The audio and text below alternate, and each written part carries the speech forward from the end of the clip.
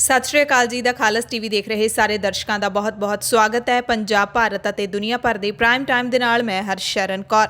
ਅੱਜ ਦੇ prime time ਦੇ ਵਿੱਚ ਪਹਿਲਾਂ ਕੱਲ ਦੀ ਪ੍ਰਾਈਮ ਟਾਈਮ ਲੋਕ ਰਾਏ ਦਾ ਨਤੀਜਾ ਜਾਣ ਲੈਂਦੇ ਹਾਂ। ਕੱਲ ਦੀ ਲੋਕ ਰਾਏ ਸੀ ਕਿ ਕਾਂਗਰਸ ਲੀਡਰ ਰਾਹੁਲ ਗਾਂਧੀ ਨੇ ਮੋਦੀ ਸਰਕਾਰ ਦੇ ਕਰੋਨਾ ਖਤਮ ਕਰਨ ਦੇ ਤਰੀਕੇ ਤੇ ਚੁਟਕੀ ਲਈ ਹੈ। ਕਿਹਾ ਕਿ ਸਰਕਾਰ ਦੇ ਤਰੀਕੇ ਤੁਗਲਕੀ ਲੋਕਡਾਊਨ ਲਾਓ, ਘੰਟੀ ਵਜਾਓ ਤੇ ਪ੍ਰਭੂ ਦੇ ਗੁਣ ਗਾਓ ਮੁਤਾਬਿਕ ਕਰੋਨਾ ਕਦੇ ਨਹੀਂ ਜਾ ਸਕਦਾ। ਕੀ ਤੁਸੀਂ ਵੀ ਸਹਿਮਤ ਹੋ? 99% ਸਾਡੇ ਦਰਸ਼ਕਾਂ ਨੇ ਸਹਿਮਤੀ ਜਤਾਈ ਹੈ, ਜਦਕਿ 1% ਦਰਸ਼ਕ ਅਸਹਿਮਤ ਹਨ। ਉਹਨਾਂ ਨੂੰ ਲੱਗਦਾ ਹੈ ਕਿ ਅਜਿਹਾ ਕਰਨ ਨਾਲ ਕਰੋਨਾ ਜਾ ਸਕਦਾ ਹੈ। ਅੱਜ ਦੀ ਲੋਕ ਰਾਏ ਹੈ ਕਿ ਦੀਪ ਸਿੱਧੂ ਨੂੰ ਅਦਾਲਤ ਨੇ ਕਈ ਸ਼ਰਤਾਂ ਲਾ ਕੇ ਅੱਜ ਜ਼ਮਾਨਤ ਦੇ ਦਿੱਤੀ ਹੈ। ਅੱਜ ਰਿਹਾਈ ਹੋਣੀ ਸੀ, ਪਰ ਦਿੱਲੀ ਪੁਲਿਸ ਨੇ ਇੱਕ ਹੋਰ ਕੇਸ ਦੇ ਵਿੱਚ ਦੀਪ ਸਿੱਧੂ ਨੂੰ ਗ੍ਰਿਫਤਾਰ ਕਰ ਲਿਆ। ਕੀ ਤੁਸੀਂ ਦਿੱਲੀ ਪੁਲਿਸ ਦੇ ਵੱਲੋਂ ਦੀਪ ਸਿੱਧੂ ਨਾਲ ਅਪਣਾਏ ਜਾ ਰਹੇ ਰਵੱਈਏ ਨੂੰ ਸਹੀ ਮੰਨਦੇ ਹੋ? ਜੇ ਤੁਸੀਂ ਸਹੀ ਮੰਨਦੇ ਹੋ ਤਾਂ ਜਵਾਬ ਯੈਸ ਜਾਂ ਹਾਂ ਵਿੱਚ ਦਿਓ। ਜੇ ਤੁਸੀਂ ਸਹੀ ਨਹੀਂ ਮੰਨਦੇ ਤਾਂ ਜਵਾਬ ਨੋ ਜਾਂ ਨਾ ਵਿੱਚ ਜ਼ਰੂਰ ਦਿਓ ਤੇ ਕਮੈਂਟ ਕਰੋ। ਪੰਜਾਬ, ਭਾਰਤ ਅਤੇ ਦੁਨੀਆ ਭਰ ਦੇ ਪ੍ਰਾਈਮ ਟਾਈਮ ਦੇ ਵਿੱਚ ਸਭ ਤੋਂ ਪਹਿਲਾਂ ਇੱਕ ਨਜ਼ਰ ਹੈਡਲਾਈਨਸ ਤੇ। ਇੱਕ ਹੋਰ ਬੋਰਡ ਨੇ 10ਵੀਂ ਤੇ 12ਵੀਂ ਦੇ ਪੇਪਰ ਮੁਲਤਵੀ ਕਰ ਦਿੱਤੇ ਨੇ। ਦੀਪ ਸਿੱਧੂ ਨੂੰ ਕਈ ਸਾਰੀਆਂ ਸ਼ਰਤਾਂ ਲਾ ਕੇ ਅਦਾਲਤ ਨੇ ਜ਼ਮਾਨਤ ਦੇ ਦਿੱਤੀ ਹੈ, ਪਰ ਅੱਜ ਰਿਹਾਈ ਨਹੀਂ ਹੋ ਸਕੀ ਕਿਉਂਕਿ ਜਨਵਰੀ ਦੇ ਇੱਕ ਹੋਰ ਮਾਮਲੇ ਵਿੱਚ ਕ੍ਰਾਈਮ ਬ੍ਰਾਂਚ ਨੇ ਫਿਰ ਦੀਪ ਸਿੱਧੂ ਨੂੰ ਗ੍ਰਿਫਤਾਰ ਕਰ ਲਿਆ। ਪੰਜਾਬ ਦੇ 4 ਜ਼ਿਲ੍ਹਿਆਂ ਦੇ 100 ਤੋਂ ਵੱਧ ਨਿੱਜੀ ਸਕੂਲਾਂ ਨੇ ਵਿਦਿਆਰਥੀਆਂ ਦੀ ਪਿਛਲੇ ਸਾਲ ਦੀ ਪੂਰੀ ਫੀਸ ਤੇ ਮੌਜੂਦਾ ਸਾਲ ਦੇ ਸਾਲਾਨਾ ਫੰਡ ਮਾਫ ਕਰਨ ਦਾ ਐਲਾਨ ਕਰ ਦਿੱਤਾ ਹੈ। ਕੋਟਕਪੂਰਾ ਗੋਲੀकांड ਦੇ ਵਿੱਚ ਆਖਰੀ ਚਲਾਨ ਪੇਸ਼ ਨਹੀਂ ਹੋਵੇਗਾ। ਸਿੱਟ ਖਿਲਾਫ ਫੈਸਲੇ ਤੇ ਕੈਪਟਨ ਨੇ ਪਾਰਟੀ ਲੀਡਰਾਂ ਨਾਲ ਵਿਚਾਰਾਂ ਕੀਤੀਆਂ ਨੇ। ਸਿਸਵਾ ਫਾਰਮ ਹਾਊਸ ਤੇ ਹੰਗਾਮੀ ਬੈਠਕ ਕੀਤੀ। ਮੰਤਰੀਆਂ ਤੇ ਵਿਧਾਇਕਾਂ ਨੇ ਕੈਪਟਨ ਨੂੰ ਚੌਕਸ ਕੀਤਾ ਹੈ ਕਿ ਬਾਗੀ ਸੁਰਾਂ ਨੂੰ ਕਾਬੂ ਕਰ ਲਓ, ਨਹੀਂ ਤਾਂ ਪੰਜਾਬ ਦੇ ਕਾਂਗਰਸੀ ਵਰਕਰ ਵੀ ਤੁਹਾਡੇ ਖਿਲਾਫ ਉੱਠ ਖੜਨਗੇ। ਹਰਿਆਣਾ ਦੇ ਮੁੱਖ ਮੰਤਰੀ ਮਨੋਹਰ ਲਾਲ ਖੱਟਰ ਨੇ ਕਿਸਾਨਾਂ ਨੂੰ ਕਰੋਨਾ ਤੋਂ ਬਾਅਦ ਮੁੜ ਅੰਦੋਲਨ ਜਾਰੀ ਰੱਖਣ ਦਾ ਲਾਲਚ ਦਿੱਤਾ ਹੈ, ਪਰ ਕਿਸਾਨ ਲਾਲਚੀ ਨਹੀਂ ਹਨ।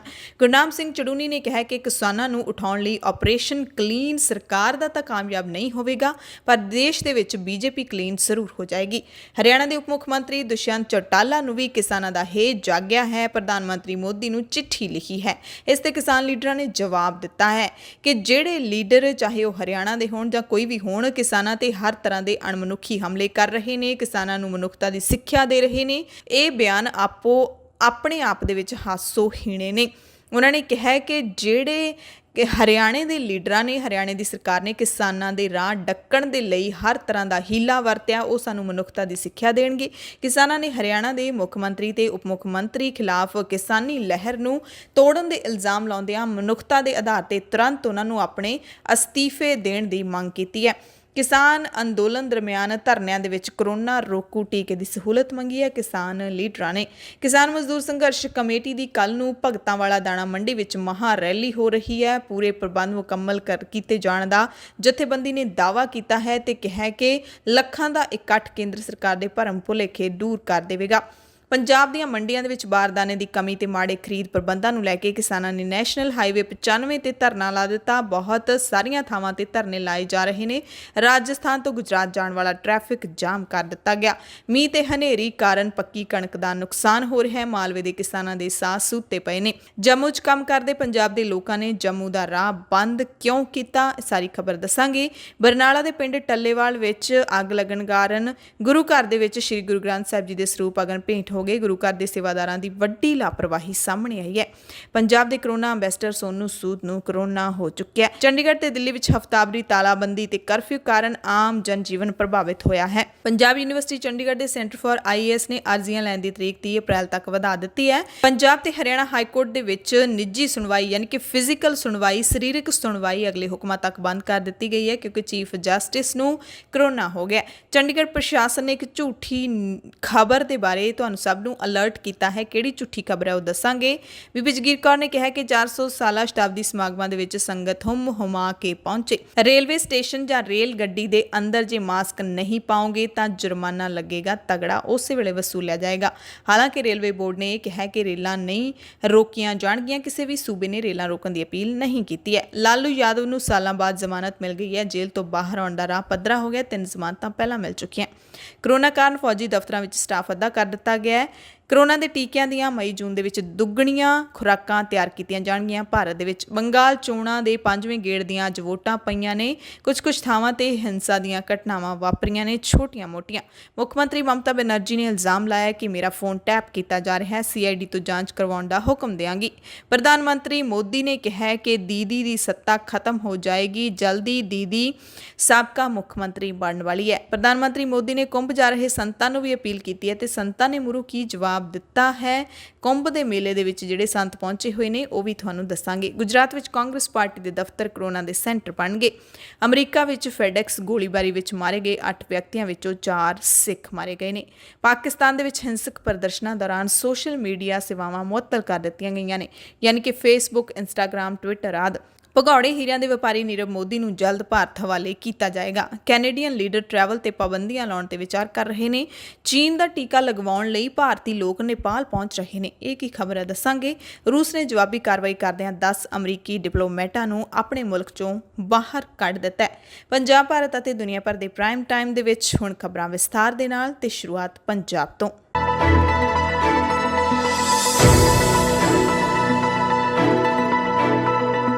ਸਭ ਤੋਂ ਪਹਿਲਾਂ ਵਿਦਿਆਰਥੀਆਂ ਦੇ ਨਾਲ ਜੁੜੀ ਖਬਰ ਦੀ ਗੱਲ ਕਰਾਂਗੇ। CISE ਯਾਨੀ ਕਿ council for the Indian school certification examination ਨੇ ਵੀ 10ਵੀਂ ਅਤੇ 12ਵੀਂ ਜਮਾਤ ਦੇ ਬੋਰਡ ਦੇ ਪੇਪਰ ਮੁਲਤਵੀ ਕਰ ਦਿੱਤੇ ਨੇ।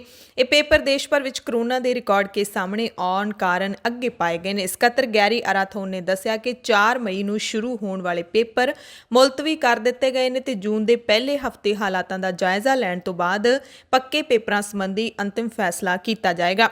ਇਸ ਤੋਂ ਪਹਿਲਾਂ CBSE ਬੋਰਡ, ਪੰਜਾਬ ਸਕੂਲ ਸਿੱਖਿਆ ਬੋਰਡ, ਹਰਿਆਣਾ ਸਿੱਖਿਆ ਬੋਰਡ, UP ਦਾ ਬੋਰਡ, ਰਾਜਸਥਾਨ ਦਾ ਬੋਰਡ, ਬਹੁਤ ਸਾਰੇ ਸੂਬਿਆਂ ਦੇ ਵਿੱਚ ਜਿਹੜੇ ਕੇਂਦਰੀ ਬੋਰਡ ਹੈਗੇ ਨੇ ਜਾਂ ਫਿਰ ਸੂਬਿਆਂ ਦੇ ਆਪਣੇ ਬੋਰਡ ਨੇ, ਉਹਨਾਂ ਨੇ ਪੇਪਰ ਰੱਦ ਤੇ ਮੁਲਤਵੀ ਕਰ ਦਿੱਤੇ ਨੇ। ਹਾਲਾਂਕਿ CISE ਨੇ 10ਵੀਂ ਦੇ ਪੇਪਰ ਰੱਦ ਬਿਲਕੁਲ ਨਹੀਂ ਕੀਤੇ, ਮੁਲਤਵੀ ਕੀਤੇ ਗਏ ਨੇ, ਪਰ ਆਉਣ ਵਾਲੇ ਦਿਨਾਂ ਦੇ ਵਿੱਚ ਇਹ ਪੇਪਰ ਰੱਦ ਵੀ ਕੀਤੇ ਜਾ ਸਕਦੇ ਨੇ। ਇਸ ਗੱਲ ਤੋਂ ਇਨਕਾਰ ਵੀ ਨਹੀਂ ਕੀਤਾ ਜਾ ਸਕਦਾ।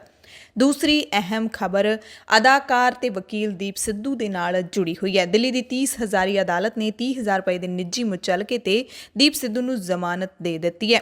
ਇਸ ਤੋਂ ਪਹਿਲਾਂ ਦੀਪ ਸਿੱਧੂ ਦੀ ਜ਼ਮਾਨਤ ਲਈ ਅਦਾਲਤ ਵਿੱਚ 3 ਵਾਰੀ ਸੁਣਵਾਈਆਂ ਹੋਈਆਂ ਤੇ ਜ਼ਮਾਨਤ ਤੇ ਫੈਸਲਾ ਹਰ ਵਾਰੀ ਅਗਲੀ ਤਰੀਕ ਤੇ ਪਾ ਦਿੱਤਾ ਜਾਂਦਾ ਸੀ, ਪਰ ਇਸ ਵਾਰ ਦੀਪ ਸਿੱਧੂ ਨੂੰ ਜ਼ਮਾਨਤ ਮਿਲ ਗਈ ਹੈ। ਲਗਾਤਾਰ 15 ਅਪ੍ਰੈਲ ਤੋਂ ਦੀਪ ਸਿੱਧੂ ਦੀ ਜ਼ਮਾਨਤ ਅਰਜ਼ੀ ਤੇ ਸੁਣਵਾਈ ਹੋ ਰਹੀ ਸੀ। ਦੀਪ ਸਿੱਧੂ ਨੂੰ ਕਿਸਾਨੀ ਅੰਦੋਲਨ ਦੌਰਾਨ 26 ਜਨਵਰੀ ਨੂੰ ਲਾਲ ਕਿਲੇ ਤੇ ਵਾਪਰੀ ਘਟਨਾ ਦੇ ਵਿੱਚ ਨਾਮਜ਼ਦ ਕੀਤਾ ਗਿਆ ਸੀ। DSMC ਪ੍ਰਧਾਨ ਮਨਜਿੰਦਰ ਸਿੰਘ ਸਿਰਸਾ ਨੇ ਵੀ ਦੀਪ ਸਿੱਧੂ ਦੀ ਜ਼ਮਾਨਤ ਅਰਜ਼ੀ ਬਾਰੇ ਜਾਣਕਾਰੀ ਦਿੱਤੀ ਹੈ ਤੇ ਨਾਲ ਹੀ ਕਿਹਾ ਕਿ ਦੀਪ ਸਿੱਧੂ ਦੀ ਜ਼ਮਾਨਤ ਨੂੰ ਰੱਦ ਕਰਨ ਦੇ ਲਈ ਦਿੱਲੀ ਪੁਲਿਸ ਨੇ ਪੂਰੀ ਵਾਹ ਲਾ ਦਿੱਤੀ ਸੀ, ਪਰ ਆਖਿਰਕਾਰ ਦੀਪ ਸਿੱਧੂ ਜੇਲ੍ਹ ਦੇ ਵਿੱਚੋਂ ਰਿਹਾ ਹੋ ਜਾਏਗਾ। ਪਰ ਦੀਪ ਸਿੱਧੂ ਰਿਹਾ ਨਹੀਂ ਹੋ ਸਕੇਗਾ। ਅਗਲੀ ਖਬਰ 'ਚ ਦੱਸਦੇ ਹਾਂ। ਪਹਿਲਾਂ ਦੱਸ ਦਈਏ ਕਿ ਅਦਾਲਤ ਨੇ ਕਿਹਾ ਕੀ ਹੈ। ਜ਼ਮਾਨਤ ਦੇਣ ਦੇ ਨਾਲ ਸ਼ਰਤਾਂ ਕਿਹੜੀਆਂ ਰੱਖੀਆਂ ਨੇ। ਅਦਾਲਤ ਨੇ 30,000 ਰੁਪਏ ਦਾ ਜ਼ਮਾਨਤੀ ਬੌਂਡ ਤੇ ਇੰਨੀ ਹੀ ਰਾਸ਼ੀ ਦੀਆਂ 2 ਜ਼ਮਾਨਤਾਂ ਪੇਸ਼ ਕਰਨ ਦੇ ਹੁਕਮ ਦਿੱਤੇ। ਦੀਪ ਸਿੱਧੂ ਨੂੰ ਆਪਣਾ ਪਾਸਪੋਰਟ ਜਾਂਚ ਅਧਿਕਾਰੀ ਕੋਲ ਜਮ੍ਹਾਂ ਕਰਵਾਉਣ ਦੇ ਹੁਕਮ ਦਿੱਤੇ ਤੇ ਦੀਪ ਸਿੱਧੂ ਵੱਲੋਂ ਵਰਤੇ ਜਾਂਦੇ ਫੋਨ ਨੰਬਰਾਂ ਦੀ ਜਾਣਕਾਰੀ ਦੇਣ ਲਈ ਵੀ ਕਿਹਾ। ਅਦਾਲਤ ਨੇ ਕਿਹਾ ਕਿ ਦੀਪ ਸਿੱਧੂ ਆਪਣੇ ਫੋਨ ਦੀ ਲੋਕੇਸ਼ਨ ਹਮੇਸ਼ਾ ਚਾਲੂ ਰੱਖਣਗੇ। ਮਹੀਨੇ ਦੀ ਹਰ ਪਹਿਲੀ ਤੇ 15 ਤਰੀਕ ਨੂੰ ਆਪਣੇ ਜਾਂਚ ਅਧਿਕਾਰੀ ਨੂੰ ਫੋਨ ਕਰਕੇ ਆਪਣੀ ਲੋਕੇਸ਼ਨ ਬਾਰੇ ਦੱਸਣਗੇ। ਸਿੱਧੂ ਇਹ ਯਕੀਨੀ ਬਣਾਉਣਗੇ ਕਿ ਜਦੋਂ ਵੀ ਜਾਂਚ ਅਧਿਕਾਰੀ ਪੁੱਛਗਿੱਛ ਲਈ ਸਿੱਧੂ ਨੂੰ ਬੁਲਾਉਣਗੇ, ਸਿੱਧੂ ਨੂੰ ਜ਼ਰੂਰ ਆਉਣਾ ਪਵੇਗਾ। ਅਦਾਲਤ ਨੇ ਇਹ ਵੀ ਕਿਹਾ ਕਿ ਦੀਪ ਸਿੱਧੂ ਗਵਾਹਾਂ ਨੂੰ ਕਿਸੇ ਵੀ ਤਰ੍ਹਾਂ ਨਾਲ ਪ੍ਰਭਾਵਿਤ ਕਰਨ ਜਾਂ ਡਰਾਉਣ ਦੀ ਕੋਸ਼ਿਸ਼ ਨਹੀਂ ਕਰਨਗੇ। ਨਾਲ ਹੀ ਬਿਨਾਂ ਜਾਣਕਾਰੀ ਦੇ ਸਿੱਧੂ ਆਪਣਾ ਫੋਨ ਨੰਬਰ ਤੇ ਰਜਿਸਟਰਡ ਪਤਾ ਨਹੀਂ ਬਦਲ ਸਕਣਗੇ। ਇਸ ਲਈ ਉਹਨਾਂ ਨੂੰ ਘੱਟੋ-ਘੱਟ 10 ਦਿਨ ਪਹਿਲਾਂ ਅਦਾਲਤ ਨੂੰ ਜਾਣਕਾਰੀ ਦੇਣੀ ਪਵੇਗੀ। ਅਦਾਲਤੀ ਸੁਣਵਾਈ ਤੋਂ ਬਾਅਦ ਦੀਪ ਸਿੱਧੂ ਦੇ ਵਕੀਲ ਅਭਿਸ਼ੇਕ ਗੁਪਤਾ ਨੇ ਕਿਹਾ ਕਿ ਅਜਿਹਾ ਕੋਈ ਸਬੂਤ ਹੈ ਹੀ ਨਹੀਂ ਜੋ ਸਾਬਿਤ ਕਰ ਸਕੇ ਕਿ ਦੀਪ ਸਿੱਧੂ ਨੇ ਭੀੜ ਨੂੰ ਉਕਸਾਇਆ ਸੀ। ਉਹਨਾਂ ਕਿਹਾ ਕਿ ਦੀਪ ਸਿੱਧੂ ਇੱਕ ਇਮਾਨਦਾਰ ਨਾਗਰਿਕ ਹੈ ਤੇ ਪ੍ਰਦਰਸ਼ਨ ਕਰਨਾ ਦੀਪ ਸਿੱਧੂ ਦਾ ਵੀ ਹੱਕ ਹੈ। ਸੋ ਹਾਲਾਂਕਿ ਦੀਪ ਸਿੱਧੂ ਨੂੰ ਜ਼ਮਾਨਤ ਮਿਲਣ ਤੋਂ ਬਾਅਦ 17 ਅਪ੍ਰੈਲ ਦੀ ਸ਼ਾਮ ਨੂੰ ਹੀ ਦੀਪ ਸਿੱਧੂ ਦੀ ਰਿਹਾਈ ਹੋ ਜਾਣੀ ਸੀ, ਪਰ ਦਿੱਲੀ ਪੁਲਿਸ ਦੀ ਕ੍ਰਾਈਮ ਬ੍ਰਾਂਚ ਨੇ ਦੀਪ ਸਿੱਧੂ ਨੂੰ ਇੱਕ ਹੋਰ ਮਾਮਲੇ ਵਿੱਚ ਮੁੜ ਤੋਂ ਗ੍ਰਿਫਤਾਰ ਕਰ ਲਿਆ। ਦੀਪ ਸਿੱਧੂ ਨੂੰ ਭਾਰਤੀ ਪੁਰਾਤਤਵ ਵਿਭਾਗ ਨਾਲ ਜੁੜੇ ਮਾਮਲੇ ਵਿੱਚ ਪੁਲਿਸ ਨੇ ਗ੍ਰਿਫਤਾਰ ਕੀਤਾ। ਦੀਪ ਸਿੱਧੂ ਖਿਲਾਫ ਵੱਖ-ਵੱਖ ਥਾਣਿਆਂ 'ਚ ਕਹਿੰਦੇ ਕੇਸ ਦਰਜ ਹੋਏ ਸੀ, ਜਿਸ ਤਹਿਤ ਹੀ ਦੀਪ ਸਿੱਧੂ ਨੂੰ ਗ੍ਰਿਫਤਾਰ ਕੀਤਾ ਗਿਆ।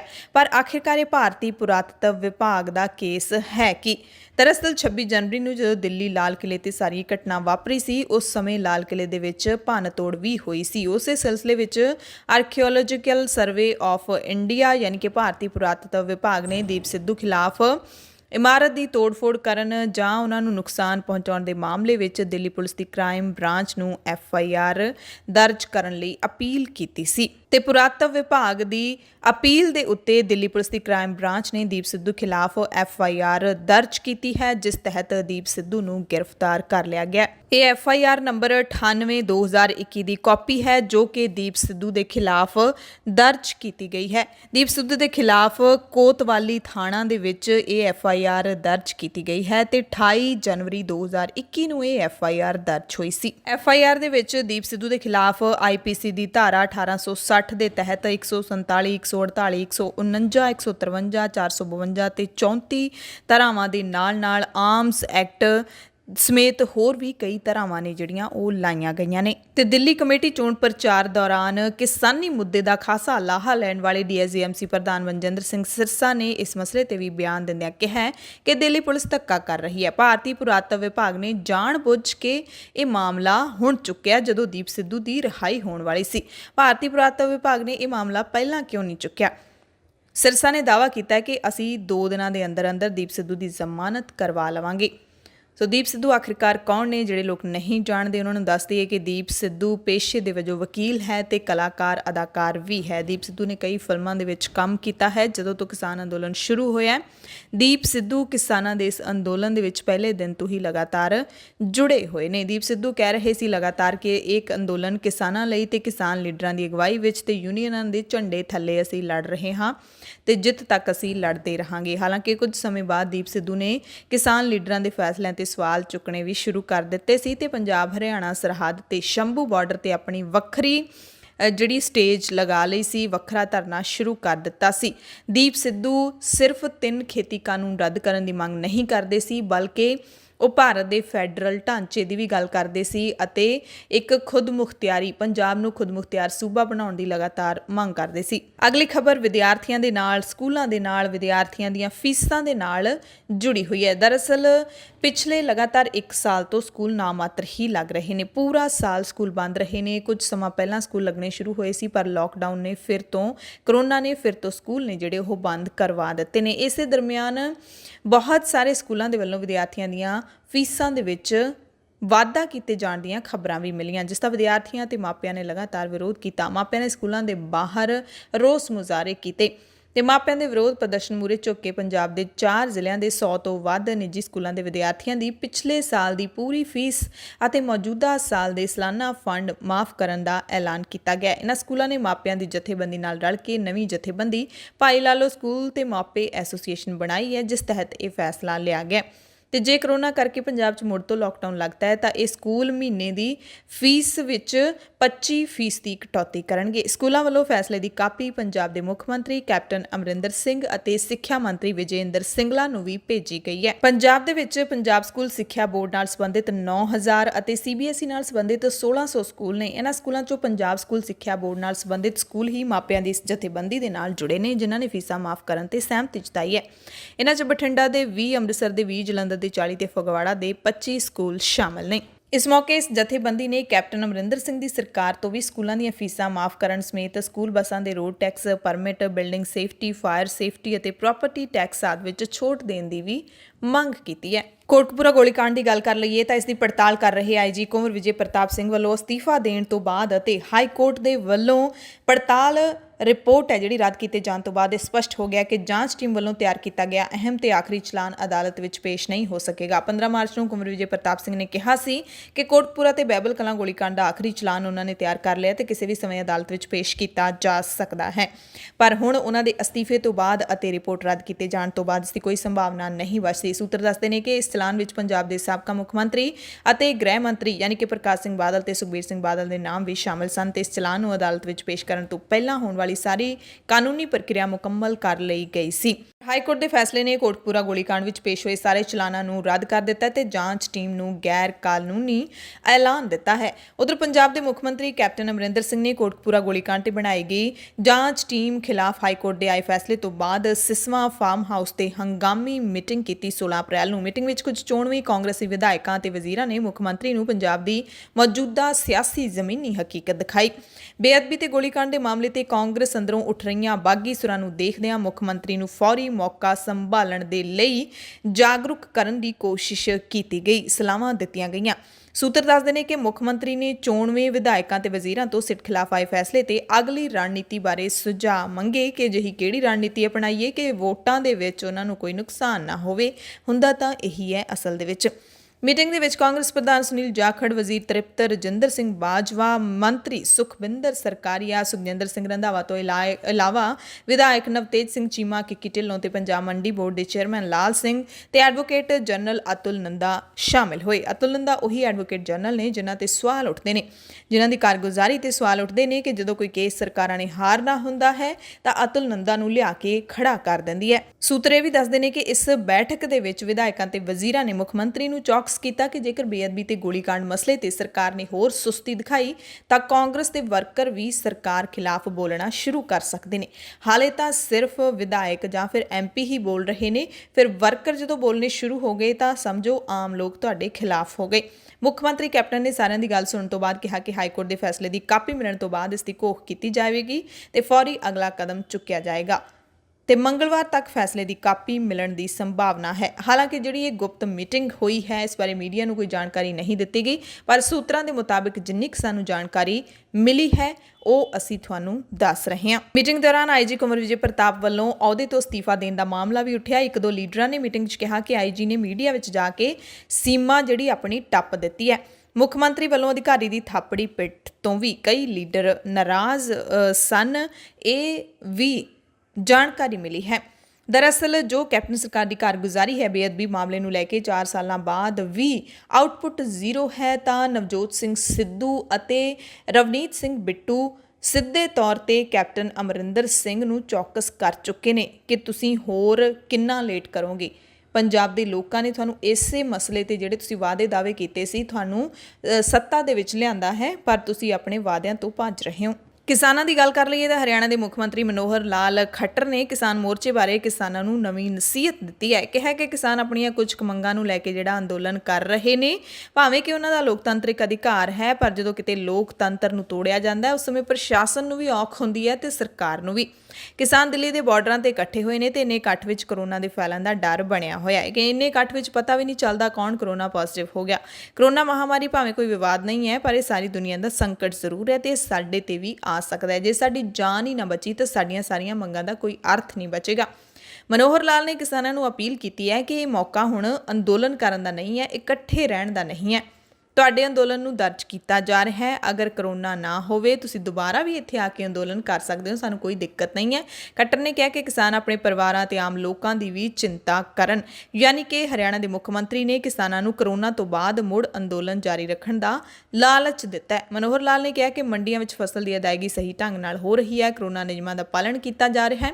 ਸਾਡੀਆਂ ਮੰਡੀਆਂ ਵਿੱਚ 60% ਅਨਾਜ ਆ ਗਿਆ। ਸੋ ਮੁੱਖ ਮੰਤਰੀ ਨੇ ਤਾਂ ਦੱਸ ਦਿੱਤਾ ਕਿ 60% ਅਨਾਜ ਆ ਚੁੱਕਿਆ, ਪਰ ਇਹ ਨਹੀਂ ਦੱਸਿਆ ਗਿਆ ਕਿ ਅਨਾਜ ਕਿੰਨਾ ਖਰੀਦਿਆ ਜਾ ਚੁੱਕਿਆ। ਤੇ ਹਰਿਆਣਾ ਦੇ ਮੁੱਖ ਮੰਤਰੀ ਵੱਲੋਂ ਜਿਹੜਾ ਇਹ ਐਲਾਨ ਕੀਤਾ ਗਿਆ ਹੈ, ਬਿਆਨ ਦਿੱਤਾ ਗਿਆ ਹੈ, ਉਸ ਨੂੰ ਸਰਕਾਰ ਦਾ ਆਪਰੇਸ਼ਨ ਕਲੀਨ ਦੱਸਿਆ ਜਾ ਰਿਹਾ ਹੈ ਕਿ ਕਿਸਾਨਾਂ ਦੇ ਅੰਦੋਲਨ ਨੂੰ ਖਤਮ ਕਰਨ ਦੇ ਲਈ, ਇੱਥੋਂ ਕਿਸਾਨਾਂ ਨੂੰ ਉਠਾਉਣ ਦੇ ਲਈ ਆਪਰੇਸ਼ਨ ਕਲੀਨ ਸਰਕਾਰ ਨੇ ਸ਼ੁਰੂ ਕੀਤਾ ਹੈ, ਜਿਸ ਦੇ ਤਹਿਤ ਨਿਤ ਨਵੇਂ ਬਿਆਨ ਨੇ ਜਿਹੜੇ ਉਹ ਮੋਦੀ ਸਰਕਾਰ ਦੇ ਮੰਤਰੀਆਂ ਦੇ ਲੀਡਰਾਂ ਦੇ ਆ ਰਹੇ ਨੇ। ਤੇ ਹਰਿਆਣਾ ਦੇ ਕਿਸਾਨ ਲੀਡਰ ਗੁਰਨਾਮ ਸਿੰਘ ਚੜੂਨੀ ਨੇ ਕਿਸਾਨ ਮੋਰਚੇ ਤੇ ਆਪਰੇਸ਼ਨ ਕਲੀਨ ਦੀਆਂ ਖਬਰਾਂ ਜਿਹੜੀਆਂ ਵਾਇਰਲ ਹੋ ਰਹੀਆਂ ਨੇ ਉਹਨਾਂ ਤੇ ਆਪਣਾ ਜਿਹੜਾ ਬਿਆਨ ਹੈ ਉਹ ਦਿੱਤਾ ਹੈ। ਦਰਅਸਲ ਲਗਾਤਾਰ ਆਪਰੇਸ਼ਨ ਕਲੀਨ ਦੀਆਂ ਖਬਰਾਂ ਚੱਲ ਰਹੀਆਂ ਸੀ ਤਾਂ ਗੁਰਨਾਮ ਸਿੰਘ ਚੜੂਨੀ ਨੇ ਕਿਹਾ ਕਿ ਇਹ ਸਿਰਫ ਅਫਵਾਹਾਂ ਫੈਲਾਈਆਂ ਜਾ ਰਹੀਆਂ ਨੇ। ਇੱਕ ਖਬਰ ਜਾਣਬੁੱਝ ਕੇ ਲਗਾਤਾਰ ਇਹ ਅਫਵਾਹ ਫੈਲਾ ਰਿਹਾ ਹੈ ਤੇ ਇਹ ਅਖਬਾਰ ਵਾਰੀ-ਵਾਰੀ ਗੜਬੜ ਕਰਦਾ ਹੈ ਕਿਉਂਕਿ ਇਹ ਅਖਬਾਰ BJP ਦਾ ਦਲਾਲ ਹੈ। ਚੜੂਨੀ ਨੇ ਕਿਹਾ ਕਿ ਜੇਕਰ ਸਰਕਾਰ ਆਪਰੇਸ਼ਨ ਕਲੀਨ ਕਰਦੀ ਹੈ, ਸਾਨੂੰ ਜ਼ਬਰਦਸਤੀ ਹਟਾਉਂਦੀ ਹੈ ਤਾਂ ਅਸੀਂ ਨਹੀਂ ਹਟਾਂਗੇ। ਫੋਰਸ ਨਾਲ ਸਾਨੂੰ ਹਟਾਉਣਗੇ ਤਾਂ ਉਹ ਸਾਨੂੰ ਮਾਰ ਤਾਂ ਸਕਦੇ ਨੇ, ਪਰ ਸਾਨੂੰ ਇੱਥੋਂ ਉਠਾ ਕੇ ਭੇਜ ਨਹੀਂ ਸਕਦੇ। ਗੋਲੀਆਂ ਮਾਰ ਸਕਦੇ ਨੇ, ਪਰ ਉਹ ਜੇ ਕਹਿਣ ਕਿ ਕਿਸਾਨ ਉੱਠ ਕੇ ਚਲੇ ਜਾਣ ਤਾਂ BJP ਇਹ ਗੱਲ ਭੁੱਲ ਜਾਵੇ। BJP 1000 ਜਾਂ 500 ਕਿਸਾਨਾਂ ਨੂੰ ਮਾਰ ਸਕਦੀ ਹੈ, ਪਰ ਫਿਰ ਵੀ BJP ਦੀ ਜੜ ਹਿੱਲ ਜਾਵੇਗੀ। ਇੱਕ ਵਾਰ ਤਾਂ ਗੋਲੀਆਂ ਮਾਰ ਦੇਣਗੇ, ਪਰ ਬਾਅਦ 'ਚ ਕਿੱਥੇ ਜਾਣਗੇ? ਪਿੰਡਾਂ 'ਚ ਜਾਣਗੇ। ਉੱਥੇ ਜਨਤਾ ਇਹਨਾਂ ਦਾ ਕੀ ਹਾਲ ਕਰੇਗੀ? ਕੀ ਲੋਕ ਇਹਨਾਂ ਨੂੰ ਪਿੰਡਾਂ 'ਚ ਵੜਨ ਦੇਣਗੇ? ਗੁਰਨਾਮ ਸਿੰਘ ਚੜੂਨੀ ਨੇ ਦਾਅਵਾ ਕੀਤਾ ਹੈ ਕਿ ਕਲੀਨ ਤਾਂ ਬੀਜੇਪੀ ਹੋਵੇਗੀ। ਦੇਸ਼ ਵਿੱਚੋਂ ਬੀਜੇਪੀ ਨੂੰ ਕਲੀਨ ਕੀਤਾ ਜਾਵੇਗਾ। ਪੂਰੀ ਉਮਰ ਬੀਜੇਪੀ ਮੁੜ ਸੱਤਾ ਵਿੱਚ ਆ ਹੀ ਨਹੀਂ ਸਕੇਗੀ, ਜਿਹੜੀ ਕਿਸਾਨਾਂ ਤੇ ਕਰੋਨਾ ਫੈਲਾਉਣ ਦੇ ਦੋਸ਼ ਲਾ ਰਹੀ ਹੈ। ਜੇ ਕਰੋਨਾ ਹੈ ਤਾਂ ਪੱਛਮੀ ਬੰਗਾਲ ਦੀਆਂ ਚੋਣਾਂ ਕਿਉਂ ਨਹੀਂ ਰੱਦ ਕਰ ਦਿੰਦੇ? ਬੀਜੇਪੀ ਦੇ ਆਪਣੇ ਹੀ ਦਾਅ ਪੇਚ ਬੀਜੇਪੀ ਤੇ ਉਲਟੇ ਪੈ ਜਾਣਗੇ। ਇੱਕ ਵੀ ਆਦਮੀ ਕਿਸਾਨ ਧਰਨੇ ਵਿੱਚ ਦੱਸ ਦਿਓ ਜਿਹੜਾ ਕਰੋਨਾ ਨਾਲ ਮਰਿਆ ਹੋਵੇ। ਅਸੀਂ ਤਾਂ ਕਈ ਥਾਵਾਂ ਤੇ ਜਾਂਦੇ ਹਾਂ, ਲੋਕਾਂ ਨੂੰ ਜੱਫੀਆਂ ਪਾਪਾ ਮਿਲਦੇ ਆ, ਸਾਨੂੰ ਤਾਂ ਕਰੋਨਾ ਨਹੀਂ ਹੋਇਆ। ਸੋ ਇਹ ਗੁਰਨਾਮ ਸਿੰਘ ਚੜੂਨੀ ਦਾ ਰਿਐਕਸ਼ਨ ਹੈ ਆਪਰੇਸ਼ਨ ਕਲੀਨ ਤੇ। ਉਧਰ ਹਰਿਆਣਾ ਦੇ ਉਪ ਮੁੱਖ ਮੰਤਰੀ ਦੁਸ਼ਯੰਤ ਚੌਟਾਲਾ, ਜਿਨ੍ਹਾਂ ਦਾ ਕਿਸਾਨ ਪਹਿਲੇ ਦਿਨ ਤੋਂ ਤਿੱਖਾ ਵਿਰੋਧ ਕਰ ਰਹੇ ਨੇ, ਜੇਜੇਪੀ ਦੇ ਲੀਡਰ ਨੇ, ਜਿਨ੍ਹਾਂ ਨੇ ਬੀਜੇਪੀ ਦੇ ਨਾਲ ਗੱਠ ਜੋੜ ਕਰਕੇ ਸਰਕਾਰ ਬਣਾਈ ਹੈ, ਤੇ ਹੁਣ ਦੁਸ਼ਯੰਤ ਚੌਟਾਲਾ ਨੂੰ ਕਿਸਾਨਾਂ ਦਾ ਹੇਜ ਜਾਗਣ ਲੱਗਿਆ। ਪਿਛਲੇ ਦਿਨੀ ਹਰਿਆਣਾ ਦੇ ਸਿਹਤ ਮੰਤਰੀ ਨੂੰ ਅਨਿਲ ਵਿਜ ਨੂੰ ਕਿਸਾਨਾਂ ਦਾ ਹੇਜ ਜਾਗ ਗਿਆ ਸੀ, ਤੇ ਹੁਣ ਦੁਸ਼ਯੰਤ ਚੌਟਾਲਾ ਨੂੰ ਵੀ ਜਾਗ ਗਿਆ ਤੇ ਪ੍ਰਧਾਨ ਮੰਤਰੀ ਨਰਿੰਦਰ ਮੋਦੀ ਨੂੰ ਕਿਸਾਨਾਂ ਬਾਰੇ ਚਿੱਠੀ ਲਿਖੀ ਹੈ। ਚੌਟਾਲਾ ਨੇ ਚਿੱਠੀ ਵਿੱਚ ਕੇਂਦਰ ਸਰਕਾਰ ਨੂੰ ਕਿਸਾਨਾਂ ਨਾਲ ਮੁੜ ਤੋਂ ਗੱਲਬਾਤ ਸ਼ੁਰੂ ਕਰਨ ਦੀ ਅਪੀਲ ਕੀਤੀ ਹੈ। ਉਹਨਾਂ ਕਿਹਾ ਕਿ ਗੱਲਬਾਤ ਨਾਲ ਹੀ ਮਸਲੇ ਦਾ ਹੱਲ ਨਿਕਲੇਗਾ। ਉਹਨਾਂ ਨੇ ਕਿਸਾਨਾਂ ਨਾਲ ਗੱਲਬਾਤ ਕਰਨ ਲਈ ਸੀਨੀਅਰ ਮੰਤਰੀਆਂ ਦੀ ਕਮੇਟੀ ਬਣਾਉਣ ਦੀ ਮੰਗ ਕੀਤੀ ਹੈ। ਚੌਟਾਲਾ ਨੇ ਕਿਹਾ ਕਿ ਕਿਸਾਨਾਂ ਦਾ ਸੜਕਾਂ ਉੱਤੇ ਬੈਠਣਾ ਮੰਦਭਾਗਾ ਹੈ। ਸੰਯੁਕਤ ਕਿਸਾਨ ਮੋਰਚੇ ਨੇ ਕੇਂਦਰ ਸਰਕਾਰ ਤੋਂ ਮੰਗ ਕੀਤੀ ਹੈ ਕਿ ਦਿੱਲੀ ਦੀਆਂ ਹੱਦਾਂ ਤੇ ਪ੍ਰਦਰਸ਼ਨ ਕਰਨ ਰਹੇ ਕਿਸਾਨਾਂ ਦੇ ਲਈ ਕਰੋਨਾ ਰੋਕੂ ਟੀਕੇ ਦਾ ਪ੍ਰਬੰਧ ਕੀਤਾ ਜਾਵੇ। ਇਹ ਪਹਿਲੀ ਵਾਰੀ ਹੈ ਜਦੋਂ ਕਿਸਾਨ ਜਥੇਬੰਦੀਆਂ ਨੇ ਧਰਨੇ ਸਥਾਨਾਂ ਦੇ ਉੱਤੇ ਟੀਕਾਕਰਨ ਕੇਂਦਰ ਤੇ ਹੋਰ ਸਿਹਤ ਸਹੂਲਤਾਂ ਦੀ ਮੰਗ ਕੀਤੀ ਹੈ। ਇਸ ਤੋਂ ਪਹਿਲਾਂ ਕਿਸਾਨ ਲੀਡਰਾਂ ਨੇ ਕਰੋਨਾ ਰੋਕੂ ਟੀਕਾ ਨਾ ਲਵਾਉਣ ਦਾ ਫੈਸਲਾ ਕੀਤਾ ਸੀ।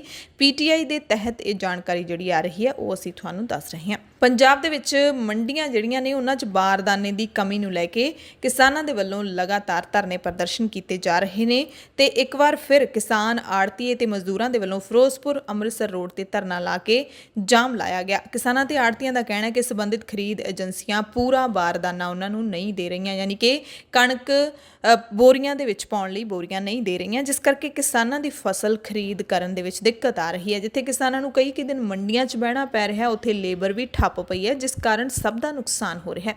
ਕਿਸਾਨਾਂ ਨੂੰ ਵੀ ਖੱਜਲ ਖੁਆਰੀ ਹੋ ਰਹੀ ਹੈ। ਇਸ ਕਰਕੇ ਉਹਨਾਂ ਨੇ ਮੰਗ ਕੀਤੀ ਹੈ ਕਿ ਜਲਦ ਤੋਂ ਜਲਦ ਮੰਡੀਆਂ ਦੇ ਵਿੱਚ ਬਾਰਦਾਨਾ ਪਹੁੰਚਾਇਆ ਜਾਵੇ ਤਾਂ ਕਿ ਖਰੀਦ ਨੂੰ ਸਹੀ ਢੰਗ ਨਾਲ ਚਲਾਇਆ ਜਾ ਸਕੇ ਅਤੇ ਕਿਸਾਨਾਂ ਨੂੰ ਮੰਡੀਆਂ ਦੇ ਵਿੱਚ ਖੱਜਲ ਖੁਆਰ ਨਾ ਹੋਣਾ ਪਵੇ। ਉਧਰ ਨੈਸ਼ਨਲ ਹਾਈਵੇ ਫਿਰੋਜ਼ਪੁਰ ਗੰਗਾਨਗਰ ਤੇ ਵੀ ਕਿਸਾਨਾਂ ਨੇ ਧਰਨਾ ਲਾ ਕੇ ਜਾਮ ਲਾਇਆ। ਉੱਥੇ ਵੀ ਕਿਸਾਨਾਂ ਦੀ ਇਹੀ ਮੰਗ ਸੀ ਕਿ ਮੰਡੀਆਂ ਦੇ ਵਿੱਚ ਪੂਰਾ ਬਾਰਦਾਨਾ ਨਹੀਂ ਹੈ, ਜਿਸ ਕਰਕੇ ਕਿਸਾਨਾਂ ਦੀ ਫਸਲ ਵਿਕ ਨਹੀਂ ਪਾ ਰਹੀ ਤੇ ਉਹਨਾਂ ਨੂੰ ਖੱਜਲ ਖੁਆਰ ਹੋਣਾ ਪੈ ਰਿਹਾ ਹੈ। ਕਿਸਾਨਾਂ ਨੇ ਫਿਰੋਜ਼ਪੁਰ ਮੁਕਤਸਰ ਰੋਡ ਵੀ ਜਾਮ ਕੀਤਾ ਸੀ। ਇੱਥੇ ਵੀ ਬਾਰਦਾਨਾ ਤੇ ਮੁਕੰਮਲ ਖਰੀਦ ਨਾ ਹੋਣ ਕਰਕੇ ਕਿਸਾਨ ਲਗਾਤਾਰ ਰੋਸ ਮੁਜ਼ਾਹਰਾ ਕਰ ਰਹੇ ਨੇ। ਭਵਾਨੀਗੜ੍ਹ ਦੀ ਗੱਲ ਕਰ ਲਈਏ ਤਾਂ ਭਾਰਤੀ ਕਿਸਾਨ ਯੂਨੀਅਨ ਏਕਤਾ ਉਗਰਾਹਾਂ ਦੇ ਵੱਲੋਂ ਭਵਾਨੀਗੜ੍ਹ ਦੇ ਪਿੰਡ ਘਰਾਚੋਂ ਦੀ ਅਨਾਜ ਮੰਡੀ ਦੇ ਵਿੱਚ ਕਣਕ ਦੀ ਖਰੀਦ ਦੇ ਮਾੜੇ ਪ੍ਰਬੰਧਾਂ ਨੂੰ ਲੈ ਕੇ ਭਵਾਨੀਗੜ੍ਹ ਸੁਨਾਮ ਮੁੱਖ ਮਾਰਗ ਤੇ 3 ਘੰਟੇ ਦਾ ਜਾਮ ਲਾਇਆ। ਇੱਥੇ ਕਿਸਾਨਾਂ ਦਾ ਇਤਰਾਜ਼ ਹੈ ਕਿ ਮੀਂਹ ਤੇ ਝੱਖੜ ਚੱਲ ਰਿਹਾ ਹੈ ਤੇ ਕਿਸਾਨਾਂ ਦੀ ਫਸਲ ਹੈ ਜਿਹੜੀ ਉਹ ਬਰਬਾਦ ਹੋ ਸਕਦੀ ਹੈ, ਪਰ ਮੰਡੀਆਂ ਦੇ ਵਿੱਚ ਸਰਕਾਰ ਨੂੰ ਨਾ ਤਾਂ ਬਾਰਦਾਨਾ ਸਹੀ ਮਾਤਰਾ ਦੇ ਵਿੱਚ ਦੇ ਕੇ ਫਸਲ ਚੁਕਵਾਉਣ ਦੀ ਕੋਈ ਫਿਕਰ ਹੈ ਤੇ ਨਾ ਹੀ ਕਿਸਾਨਾਂ ਜਿਹੜਿਆਂ ਦੀ ਫਸਲ ਖਰੀਦੀ ਜਾ ਚੁੱਕੀ ਹੈ ਉਹਨਾਂ ਨੂੰ ਅਦਾਇਗੀ ਹੋ ਰਹੀ ਹੈ, ਕਿਉਂਕਿ ਆਨਲਾਈਨ ਸਿਸਟਮ ਹੈ ਉਹ ਪੂਰੀ ਤਰ੍ਹਾਂ ਦੇ ਨਾਲ ਫੇਲ ਸਾਬਿਤ ਹੋਇਆ ਹੈ। ਤੇ ਕਣਕ ਦੇ ਮਾੜੇ ਖਰੀਦ ਪ੍ਰਬੰਧਾਂ ਦੀਆਂ ਖਬਰਾਂ ਮਾਨਸਾ ਜ਼ਿਲ੍ਹੇ ਤੋਂ ਵੀ ਆ ਰਹੀਆਂ ਨੇ। ਮਾਨਸਾ ਜ਼ਿਲ੍ਹੇ ਦੀਆਂ ਵੱਖ-ਵੱਖ ਮੰਡੀਆਂ ਤੋਂ ਅਜਿਹੀਆਂ ਖਬਰਾਂ ਸਾਹਮਣੇ ਆਈਆਂ ਨੇ ਜਿੱਥੇ ਕਿਸਾਨਾਂ ਦੀ ਬਹੁਤ ਹੀ ਨਾ ਮਾਤਰ ਕਣਕ ਹੈ ਜਿਹੜੀ ਉਹਦੀ ਖਰੀਦ ਕੀਤੀ ਗਈ ਹੈ। ਇੱਕ ਤਾਂ ਪਹਿਲਾ ਇਤਰਾਜ਼ ਇਹ ਹੈ ਕਿ ਬਾਰਦਾਨੇ ਦੀ ਕਮੀ ਹੈ ਸਾਰੀਆਂ ਮੰਡੀਆਂ ਦੇ ਵਿੱਚ। ਦੂਸਰਾ, ਕਿਸਾਨਾਂ ਦੇ ਆਨਲਾਈਨ ਪੋਰਟਲ ਦੇ ਉੱਤੇ ਸਹੀ ਤਰੀਕੇ ਦੇ ਨਾਲ ਜਾਣਕਾਰੀ ਦਰਜ ਨਹੀਂ ਹੋ ਪਾ ਰਹੀ। ਆਨਲਾਈਨ ਸਿਸਟਮ ਹੈ ਜਿਹੜਾ ਉਹ ਪੂਰੀ ਤਰ੍ਹਾਂ ਦੇ ਨਾਲ ਫੇਲ ਸਾਬਿਤ ਹੋਇਆ ਹੈ ਸਭ ਥਾਵਾਂ ਦੇ ਉੱਤੇ। ਪਹਿਲੀ ਗੱਲ ਤਾਂ ਕਿਸਾਨਾਂ ਨੂੰ ਇਸ ਦੀ ਜਾਣਕਾਰੀ ਨਹੀਂ ਹੈ ਕਿ ਕਿਵੇਂ ਅਪਲੋਡ ਕਰਨਾ ਹੈ। ਕਿਸਾਨ ਯੂਜ਼ ਟੂ ਨਹੀਂ ਹੈਗੇ ਟੈਕਨੋਲੋਜੀ ਦੇ ਨਾਲ। ਔਰ ਦੂਸਰੀ ਗੱਲ ਹੈ ਜਿਹੜੀ ਉਹ ਬਾਰਦਾਨੇ ਦੀ ਘਾਟ ਹੋਣ ਕਰਕੇ ਖਰੀਦ ਹੋ ਨਹੀਂ ਪਾ ਰਹੀ। ਅਦਾਇਗੀ ਹੈ ਜਿਹੜੀ ਉਹ ਸਮੂਥ ਤਰੀਕੇ ਨਾਲ ਨਹੀਂ ਹੋ ਪਾ ਰਹੀ। ਤੇ ਮਾਨਸਾ ਜ਼ਿਲ੍ਹੇ ਦੇ ਪਿੰਡ ਉੱਡਤ ਅਤੇ ਛਾਪਿਆਂ ਵਾਲੀ ਦੀ ਜਿਹੜੀ ਮੰਡੀ ਹੈ, ਦਾਣਾ ਮੰਡੀ ਹੈ, ਜਿੱਥੇ ਕਣਕ ਦੇ ਅੰਬਾਰ ਲੱਗੇ ਪਏ ਨੇ, ਉੱਥੇ ਵੀ ਕਿਸਾਨ ਲਗਾਤਾਰ ਰੋਸ ਕਰ ਰਹੇ ਨੇ ਪੰਜਾਬ ਦੀ ਕੈਪਟਨ ਸਰਕਾਰ ਦੇ ਖਿਲਾਫ, ਜਿਹੜੀ ਦਾਅਵਾ ਕਰ ਰਹੀ ਹੈ ਕਿ ਅਸੀਂ 3000 ਤੋਂ ਵੱਧ ਮੰਡੀਆਂ ਬਣਾ ਦਿੱਤੀਆਂ ਨੇ ਪੰਜਾਬ ਦੇ ਵਿੱਚ ਤੇ ਬਹੁਤ ਹੀ ਸਹੀ ਤਰੀਕੇ ਦੇ ਨਾਲ ਅਸੀਂ ਖਰੀਦ ਪ੍ਰਬੰਧਾਂ ਦਾ ਪ੍ਰਬੰਧ ਕੀਤਾ ਹੋਇਆ ਹੈ। ਪਰ ਜ਼ਮੀਨੀ ਹਕੀਕਤ ਇਹਨਾਂ ਮੰਡੀਆਂ ਦੇ ਵਿੱਚ ਤੁਸੀਂ ਜਾ ਕੇ ਦੇਖੋਗੇ ਤਾਂ ਤੁਹਾਨੂੰ ਪਤਾ ਲੱਗ ਜਾਏਗੀ।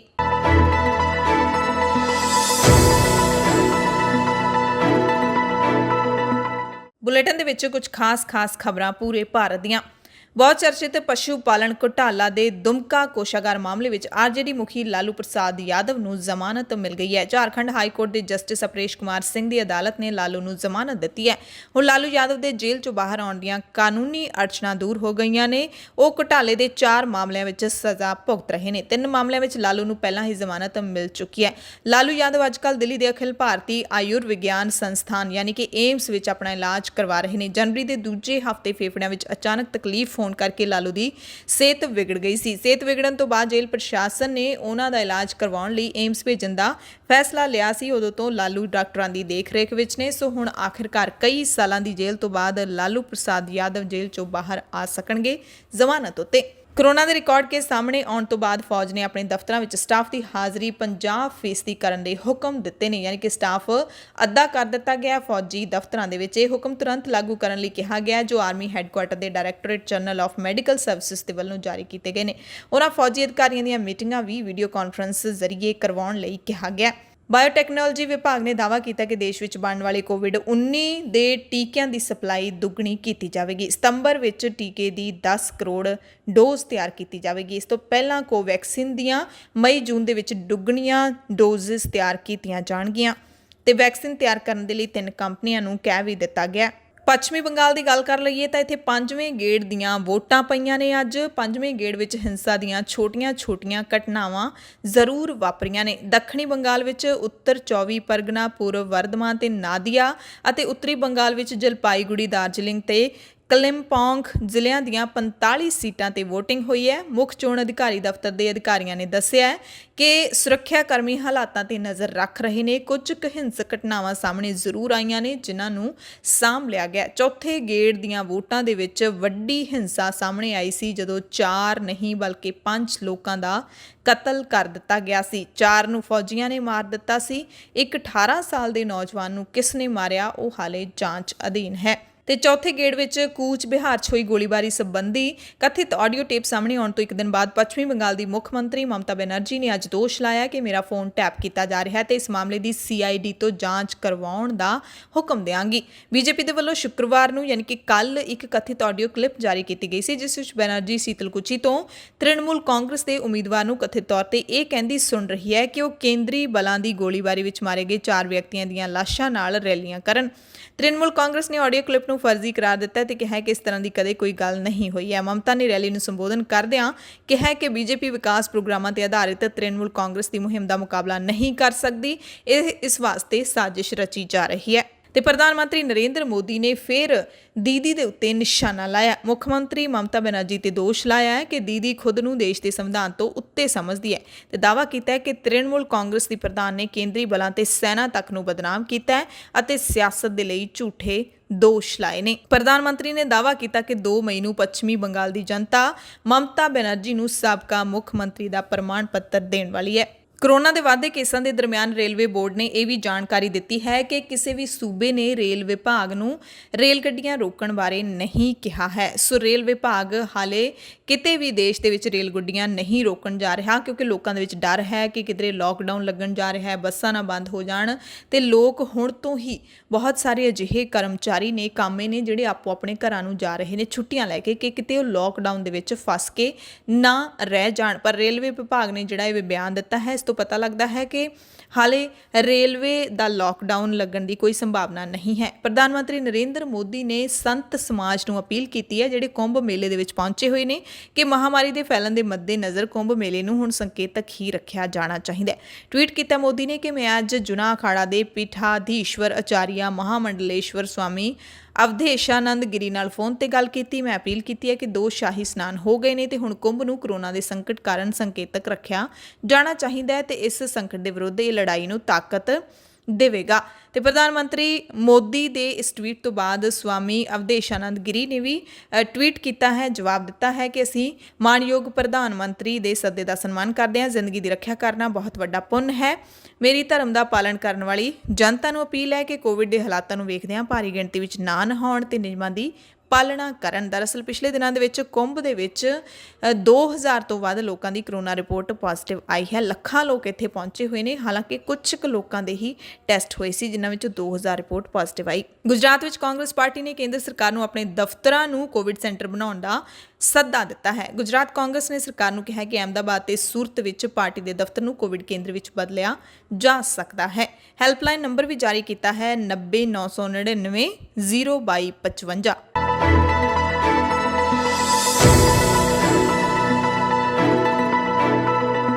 ਬੁਲੇਟਿਨ ਦੇ ਵਿੱਚ ਕੁਝ ਖਾਸ ਖਬਰਾਂ ਪੂਰੀ ਦੁਨੀਆ ਦੀਆਂ। ਸਭ ਤੋਂ ਪਹਿਲੀ ਖਬਰ ਹੈ ਜਿਹੜੀ ਅਮਰੀਕਾ ਦੇ ਵਿੱਚ ਵੱਡੀ ਘਟਨਾ ਵਾਪਰੀ ਹੈ ਕਤਲੇਆਮ ਦੀ, ਗੋਲੀਬਾਰੀ ਦੀ, ਉਸ ਦੀ ਗੱਲ ਕਰਾਂਗੇ। ਅਮਰੀਕਾ ਵਿੱਚ ਫੈਡੈਕਸ ਗੋਲੀਬਾਰੀ 'ਚ ਮਾਰੇ ਗਏ 8 ਵਿਅਕਤੀਆਂ ਦੇ ਵਿੱਚੋਂ 4 ਸਿੱਖ ਨੇ। ਅਮਰੀਕਾ ਦੇ ਇੰਡੀਆਨਾਪੋਲਿਸ ਸੂਬੇ ਦੇ ਵਿੱਚ ਫੈਡੈਕਸ ਕੰਪਨੀ ਦੇ ਇੱਕ ਕੰਪਲੈਕਸ ਦੇ ਵਿੱਚ ਗੋਲੀਬਾਰੀ ਹੋਈ ਹੈ। 8 ਵਿਅਕਤੀਆਂ ਦਾ ਕਤਲ ਕਰ ਦਿੱਤਾ ਗਿਆ, ਜਿਹਦੇ ਵਿੱਚ 4 ਸਿੱਖ ਸ਼ਾਮਿਲ ਨੇ। ਸਿੱਖ ਭਾਈਚਾਰੇ ਦੇ ਲੀਡਰਾਂ ਨੇ ਇਹ ਜਾਣਕਾਰੀ ਦਿੱਤੀ ਹੈ। ਬੰਦੂਕਧਾਰੀ ਹਮਲਾਵਰ ਦੀ ਪਛਾਣ ਇੰਡੀਆਨਾਪੋਲਿਸ ਦੇ 19 ਸਾਲਾ ਬ੍ਰੈਂਡਨ ਸਕਾਟ ਹੋਲ ਦੇ ਰੂਪ 'ਚ ਹੋਈ ਹੈ ਤੇ ਇਸ ਅਲੜ ਨੌਜਵਾਨ ਨੇ ਇੰਡੀਆਨਾਪੋਲਿਸ ਵਿੱਚ ਸਥਿਤ ਫੈਡੈਕਸ ਕੰਪਨੀ ਦੇ ਕੰਪਲੈਕਸ ਵਿੱਚ ਵੀਰਵਾਰ ਦੇਰ ਰਾਤ ਗੋਲੀਬਾਰੀ ਕਰਨ ਤੋਂ ਬਾਅਦ ਆਪਣੇ ਆਪ ਨੂੰ ਵੀ ਗੋਲੀ ਮਾਰ ਲਈ ਸੀ। ਡਿਲੀਵਰੀ ਸੇਵਾ ਮੁਹੱਈਆ ਕਰਨ ਵਾਲੀ ਇਸ ਕੰਪਨੀ ਦੇ ਕੰਪਲੈਕਸ ਵਿੱਚ ਕੰਮ ਕਰਨ ਵਾਲੇ 90% ਤੋਂ ਵੱਧ ਕਰਮਚਾਰੀ ਭਾਰਤੀ ਮੂਲ ਦੇ ਅਮਰੀਕੀ ਨਾਗਰਿਕ ਦੱਸੇ ਜਾਂਦੇ ਨੇ, ਜਿਨ੍ਹਾਂ ਵਿੱਚੋਂ ਜ਼ਿਆਦਾਤਰ ਸਿੱਖ ਨੇ।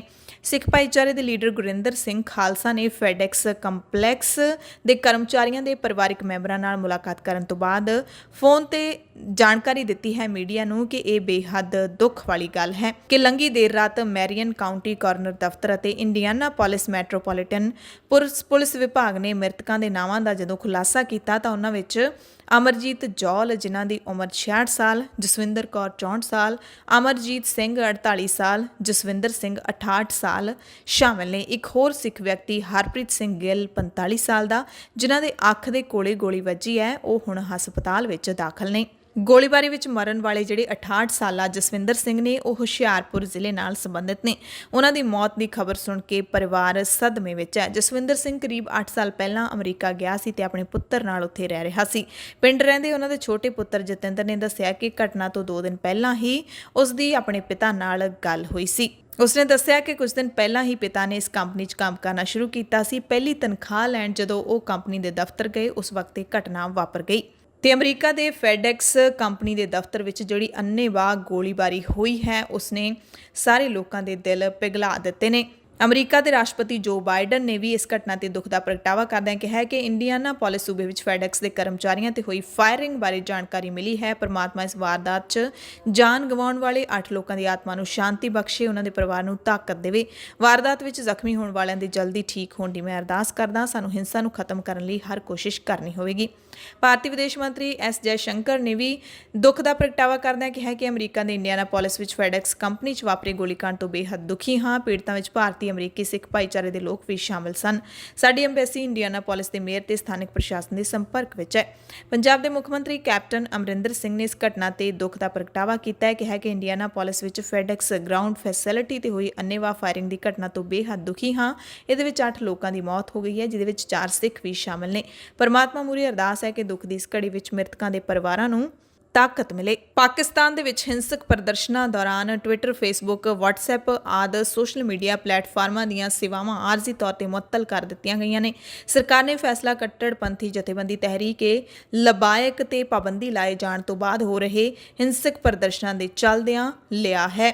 ਯੂਕੇ ਦੇ ਗ੍ਰਹਿ ਵਿਭਾਗ ਨੇ ਭਗੌੜੇ ਨੀਰਵ ਮੋਦੀ ਨੂੰ ਭਾਰਤ ਹਵਾਲੇ ਕਰਨ ਲਈ ਹਰੀ ਝੰਡੀ ਦੇ ਦਿੱਤੀ ਹੈ। ਹੁਣ ਭਗੌੜਾ ਨੀਰਵ ਮੋਦੀ ਜਲਦ ਭਾਰਤ ਲਿਆਂਦਾ ਜਾਵੇਗਾ, ਜਿਹੜਾ ਕਿ 13,000 ਕਰੋੜ ਦੇ ਬੈਂਕ ਘੁਟਾਲੇ ਵਿੱਚ ਲੋੜੀਂਦਾ ਹੈ। ਉਸਨੇ ਪੰਜਾਬ ਨੈਸ਼ਨਲ ਬੈਂਕ ਵਿੱਚ ਆਪਣੇ ਰਿਸ਼ਤੇਦਾਰ ਮੇਹੁਲ ਚੌਕਸੀ ਨਾਲ ਰਲ ਕੇ ਘੁਟਾਲਾ ਕੀਤਾ ਸੀ। ਅਗਲੀ ਖਬਰ ਕੈਨੇਡਾ ਤੋਂ ਹੈ, ਜਿੱਥੇ ਕੈਨੇਡੀਅਨ ਲੀਡਰ ਟਰੈਵਲ ਯਾਨੀ ਯਾਤਰਾ ਤੇ ਪਾਬੰਦੀਆਂ ਲਾਉਣ ਤੇ ਵਿਚਾਰ ਕਰ ਰਹੇ ਨੇ। ਬ੍ਰਿਟਿਸ਼ ਕੋਲੰਬੀਆ ਦੇ ਪ੍ਰੀਮੀਅਰ ਜੌਨ ਹਾਰਗਨ ਦਾ ਕਹਿਣਾ ਹੈ ਕਿ ਉਹ ਆਪਣੇ ਪ੍ਰੋਵਿੰਸ ਦੇ ਵਿੱਚ ਯਾਤਰਾ ਉੱਤੇ ਪਾਬੰਦੀ ਲਾਉਣ ਬਾਰੇ ਵਿਚਾਰ ਕਰ ਰਹੇ ਨੇ। ਇਸੇ ਤਰ੍ਹਾਂ ਓਨਟਾਰੀਓ ਦੇ ਪ੍ਰੀਮੀਅਰ ਡਗ ਫੋਰਡ ਨੇ ਵੀ ਕਿਹਾ ਕਿ ਉਹ ਪ੍ਰੋਵਿੰਸ ਦੇ ਹਰੇਕ ਵਿਅਕਤੀ ਨੂੰ ਘਰ ਵਿੱਚ ਰਹਿਣ ਦੀ ਅਪੀਲ ਕਰਦੇ ਨੇ। ਉਹਨਾਂ ਕਿਹਾ ਕਿ ਉਹ ਨਹੀਂ ਚਾਹੁੰਦੇ ਕਿ ਕੋਈ ਇੰਟਰ ਪ੍ਰੋਵਿੰਸ਼ੀਅਲ ਸਫ਼ਰ ਕਰੇ ਤੇ ਨਾ ਹੀ ਪ੍ਰੋਵਿੰਸ ਤੋਂ ਕੋਈ ਬਾਹਰ ਜਾਵੇ।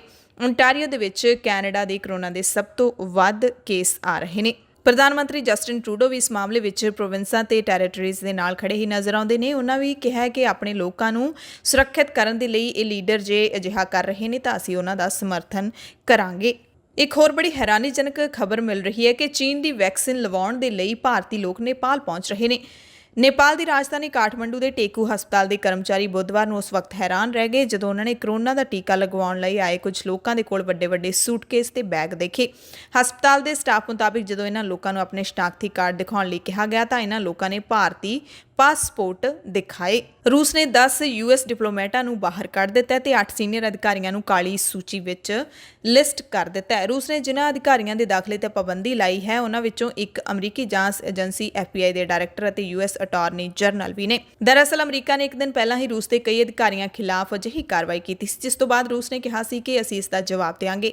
ਦੋਵਾਂ ਦੇਸ਼ਾਂ ਨੇ ਕਦਮ ਅਜਿਹੇ ਸਮੇਂ ਚੁੱਕਿਆ ਜਦੋਂ ਦੋਵਾਂ ਦੇਸ਼ਾਂ ਦਰਮਿਆਨ ਤਣਾਅ ਬਣਿਆ ਹੋਇਆ। ਰੂਸ ਵੱਡੀ ਗਿਣਤੀ ਵਿੱਚ ਆਪਣੀ ਫੌਜ ਨੂੰ ਯੂਕਰੇਨ ਦੀ ਹੱਦ ਦੇ ਨੇੜੇ ਜਮ੍ਹਾਂ ਕਰ ਰਿਹਾ ਹੈ। ਅਮਰੀਕਾ ਵੀ ਆਪਣੇ ਲੜਾਕੂ ਜਹਾਜ਼ਾਂ ਨੂੰ ਕਾਲੇ ਸਾਗਰ ਯਾਨੀ ਕਿ ਬਲੈਕ ਸੀ ਭੇਜ ਰਿਹਾ ਜਿਸ ਤੋਂ ਬਾਅਦ ਰੂਸ ਨੇ ਅਮਰੀਕਾ ਨੂੰ ਚੇਤਾਵਨੀ ਦਿੱਤੀ ਹੈ। ਰੂਸ ਨੇ ਪਾਬੰਦੀ ਲਾਈ ਹੈ। ਯੂਐਸ ਦੇ ਅਟਾਰਨੀ ਜਨਰਲ ਮੈਰਿਕ ਗਾਰਲੈਂਡ, FBI ਦੇ ਡਾਇਰੈਕਟਰ ਕ੍ਰਿਸਟੋਫਰ ਰੇ, ਯੂਐਸ ਘਰੇਲੂ ਨੀਤੀ ਦੇ ਮੁਖੀ ਸੁਜੈਨ ਬ੍ਰਾਈਸ। ਰੂਸ ਨੇ ਪੋਲੈਂਡ ਤੋਂ 5 ਡਿਪਲੋਮੇਟਾਂ ਨੂੰ ਵੀ ਦੇਸ਼ ਛੱਡਣ ਦੇ ਲਈ ਕਿਹਾ। ਇਸ ਤੋਂ ਪਹਿਲਾਂ ਪੋਲੈਂਡ ਨੇ 5 ਰੂਸੀ ਅਧਿਕਾਰੀਆਂ ਨੂੰ ਵੀ ਕੱਢ ਦਿੱਤਾ ਸੀ।